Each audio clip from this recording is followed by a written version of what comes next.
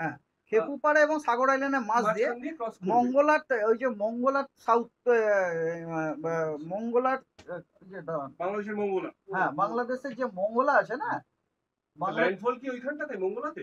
ল্যান্ডফলটা মঙ্গলার কাছে, মঙ্গলার কাছে, close to south west of Mangala. Correct, মঙ্গলার সাউথ ওয়েস্টের খুব কাছাকাছি, ওখান দিয়ে ল্যান্ডফল হওয়ার কথা। ওই যে বললাম, যখন থাকবে তখন হবে 110 থেকে 120 কিলোমিটার পার আওয়ার, এবং গাস্টিং হবে 135 কিলোমিটার পার আওয়ার। তো বুঝতেই পারছেন আপনার আমফানের তুলনায় এর শক্তি তো নিজেই বুঝতে পারছেন আর কি। মানে এটা কি সাগর এবং সুন্দরবন এবং কোস্টাল এরিয়ায় কলকাতার টাকা?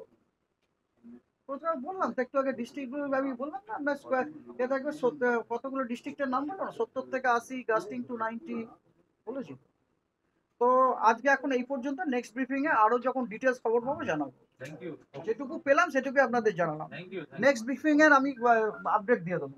ওকে, থ্যাংক ইউ। Thank you. তাদের সঙ্গে এটা দেখুন আপনাদের একটা কথা বলি, এই যে ধরুন এই যে সিস্টেমগুলো আছে না, সব সিস্টেমগুলি হচ্ছে low pressure system, intense low pressure system.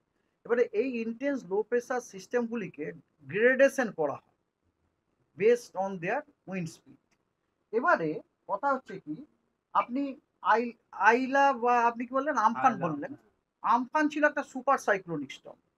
একটা সুপার সাইক্লোনিক স্টর্মে যে উইন্ড স্পিড থাকে সেটা হচ্ছে 120 নট অ্যাভাব। 120 নট মানে তাকে আপনাকে কালকেই আমি বললাম কত দিয়ে গুণ করতে, 6 দিয়ে গুণ করতে হয়। 106 তো নাকি,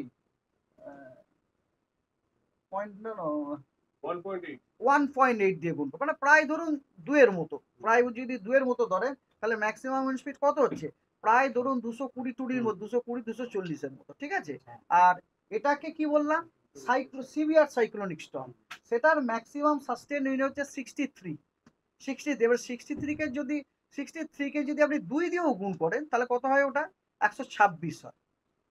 এবারে নিশ্চয়ই বুঝতে পারছেন যে যদিও এটা ক্ষয়ক্ষতি করবে, কিন্তু এর ক্ষয়ক্ষতির যে মানে আকারটা, অ্যাটলিস্ট আমরা আশা করতে পারি ডেফিনেটলি এটা আমফানের থেকে কম হবে বলেই আমার মনে হয়। সৌম্যবাবু, আপনি যেটা বললেন যে খেপুপাড়া